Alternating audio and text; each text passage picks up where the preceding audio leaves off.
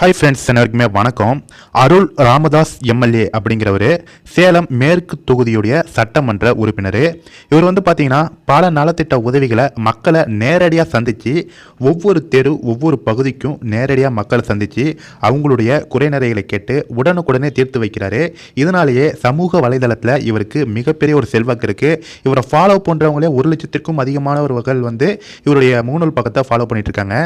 இந்த நிலையில் தற்போது ஒரு போஸ்ட் அவர் போட்டிருந்தாரு. இதை பார்த்த உடனே அனைவருமே ஷாக் ஆகிட்டோம். முக்கியமாக அவரை ஃபாலோ பண்ணுறவங்க எல்லாருமே ஷாக் ஆகிட்டோம்.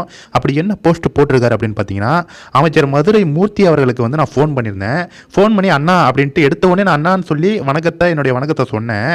அதற்கு அவர் என்ன சொல்கிறாரு அப்படின்னு பார்த்தீங்கன்னா, சம்மந்தமே இல்லாமல் கெட்ட வார்த்தையில், அதாவது மிக கேவலமான கெட்ட வார்த்தையில் என்னை திட்டினார். அவருக்கு வன்னியர் என்றாலே பிடிக்காது என என்கிட்ட பல தம்பிகள் சொல்லியிருக்காங்க. வன்னியர்கள் என அவ்வளோ மட்டமா அப்படின்னு திரு அருள் ராமதாஸ் எம்எல்ஏ அவர்கள் அவருடைய ஆதங்கத்தை அவருடைய முகநூல் பக்கத்தில் தெரிவிச்சிருக்காரு.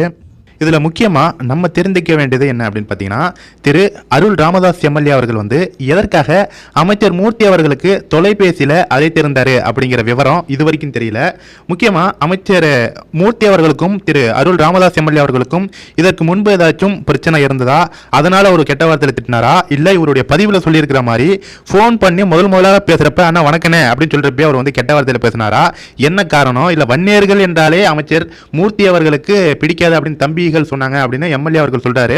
அப்படி பார்க்குறப்ப திமுகவில் உள்ள வன்னிய அமைச்சர்கள் இல்லைனா திமுக தலைமை அமைச்சர் மூர்த்தி அவர்கள் மேலே நடவடிக்கை எடுக்குமா அப்படிங்கிறத பொறுத்திருந்து பார்ப்போம். என்னதான் இருந்தாலும் அவர் ஒரு சட்டமன்ற உறுப்பினர், மக்களால் தேர்ந்தெடுக்கப்பட்ட சேலம் தொகுதி சட்டமன்ற உறுப்பினர். அவருக்கு உரிய மரியாதை வழங்காமல் கெட்ட வார்த்தையில் சொல்லி திட்டிருக்காருன்னா கண்டிப்பாக அமைச்சர் மூர்த்தி அவர்கள் மேலே நடவடிக்கை எடுக்க வேண்டும்.